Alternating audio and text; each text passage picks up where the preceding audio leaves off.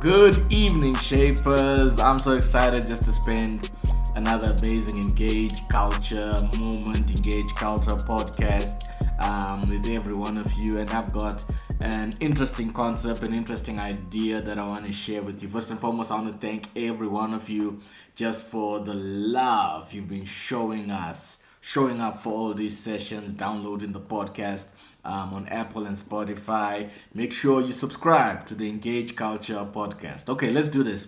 Okay, today's concept came when I was doing just some spring cleaning in my study, and I came across something which I believe if I'm going to show my children this in a couple of years' time, they're going to look at me and say, "Dad, we don't know what this is." I found my Avengers box set, and it got me to think about just the rise of the Marvel Cinematic Universe. And as we open this, I'll show you a couple of things. All right. The Marvel Cinematic Universe actually began in the year 2008 with an obscure character, an obscure movie with an obscure superhero by the name of Iron Man.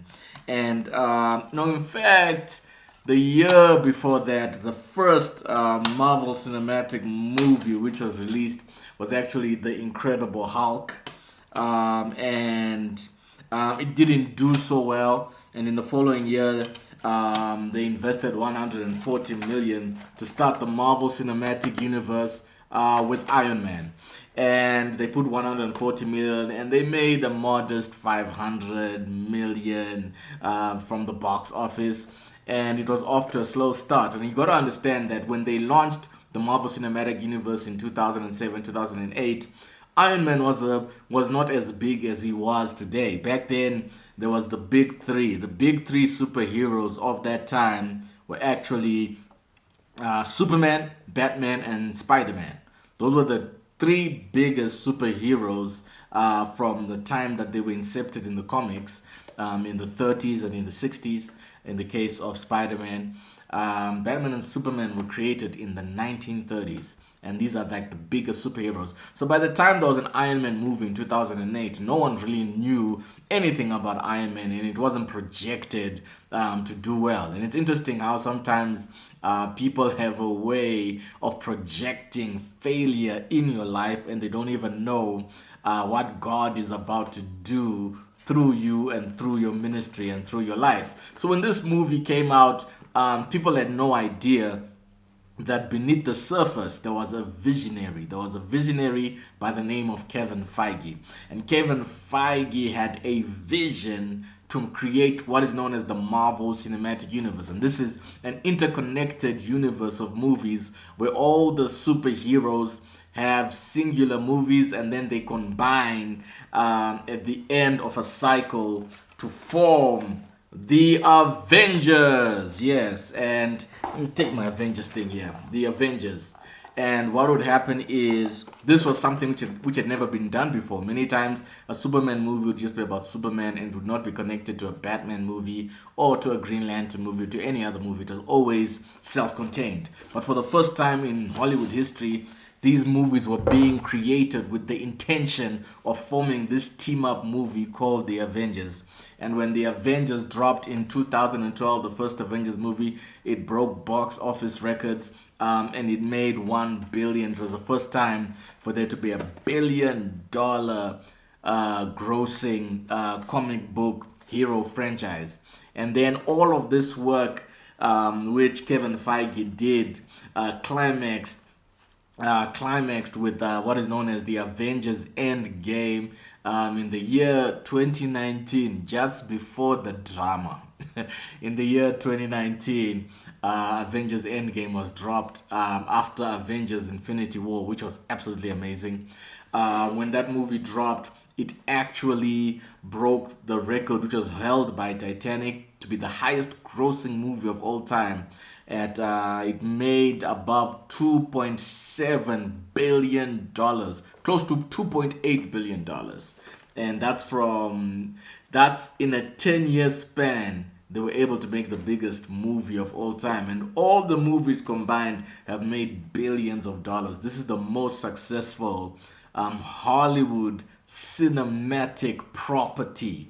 It is an incredible testimony of one thing which I want to share today, which is vision.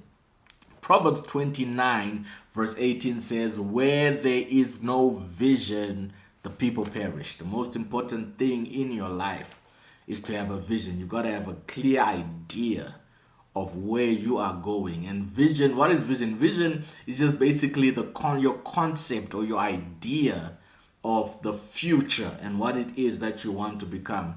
It is very important that you have vision. Without vision, people perish. Without vision, families perish. Without vision, relationships perish. Don't hook up with somebody who is handsome, beautiful, whatever, but they don't have a vision. It is critical that you make sure that when you connect with someone, the first question is, where are we going? Where is this thing going? That's the most important thing.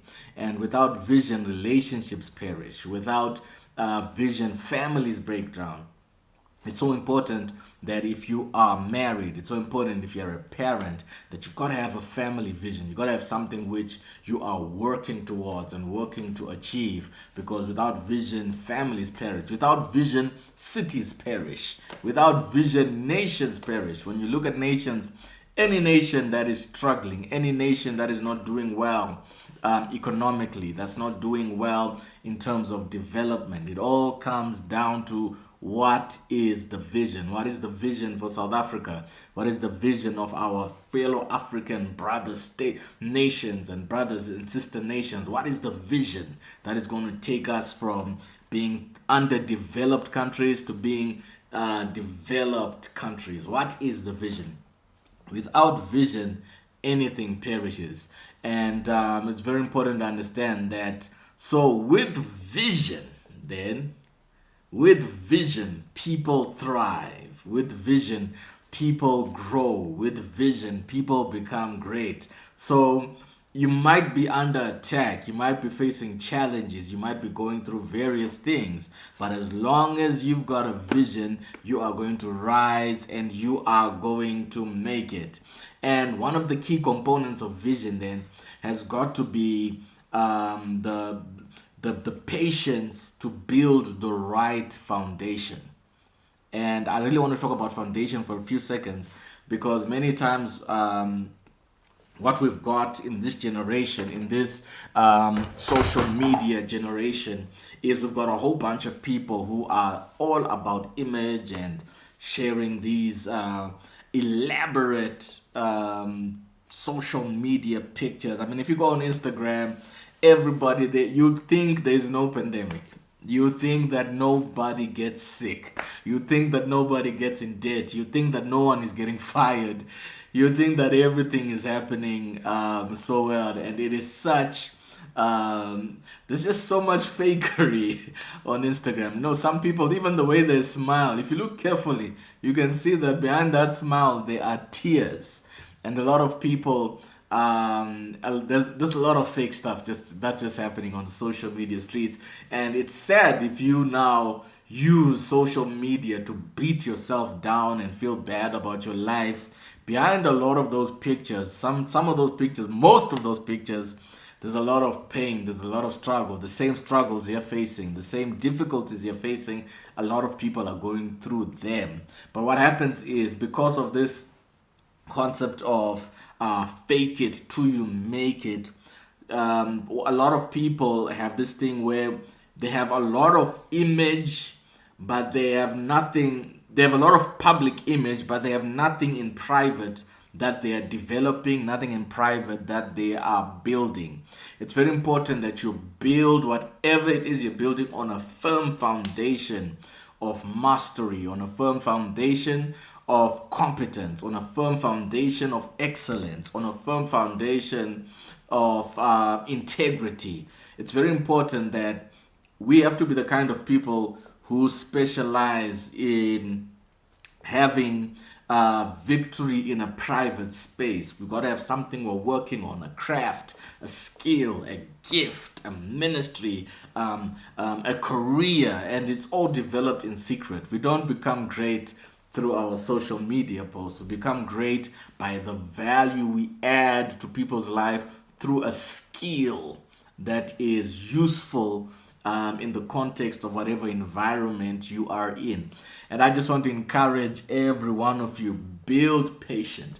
Be patient in the season of obscurity. When you're dealing with the season of obscurity, be patient with developing your craft. Be patient with developing your life. Be patient with developing your career.